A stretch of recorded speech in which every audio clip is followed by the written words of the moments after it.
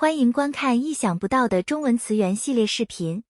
你知道白眼和青睐这两个词竟然源自同一个典故吗？本期我们将一起了解一下这两个词的起源及其演变过程。白眼就是指眼珠向上，让眼白露出的表情，有轻视、厌恶或不欢迎的意思。白眼一词源自于《晋书·阮籍传》中的记载。阮籍是三国时期的魏国人，才能出众，为人旷达，自由不羁，是竹林七贤之一。阮籍幼年丧父，由母亲一人把他抚养长大，因此他虽然不拘礼教，却极为孝顺母亲。阮籍还有一个特点，就是不经常说话，却常常用眼睛当道具，用白眼或青眼看人。见到拘泥礼俗、虚情假意的人，就用白眼对待他，而对待自己喜欢或赏识的人，则用青眼。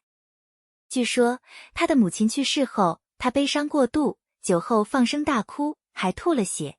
此时嵇康的哥哥嵇喜来致哀，但因为嵇喜是在朝为官的人，也就是阮籍眼中的礼法之士，于是他就给了嵇喜一个大白眼，让嵇喜十分不悦地离开。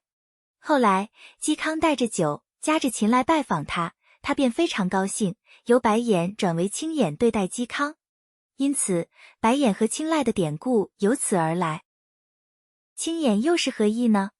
青其实还有黑色的意思，古人将黑眼珠称作青眼。当我们直视他人时，眼珠位于眼睛中央，因此青眼指的是眼睛的正常状态。青眼与白眼则成对立关系，前者表示对他人的喜爱或器重。我们如今常用的词语如青睐、垂青等词，均源自同一个典故。如果你喜欢以上内容，请记得帮我们点赞。欢迎订阅我们的频道，以观看更多的优质双语教育内容。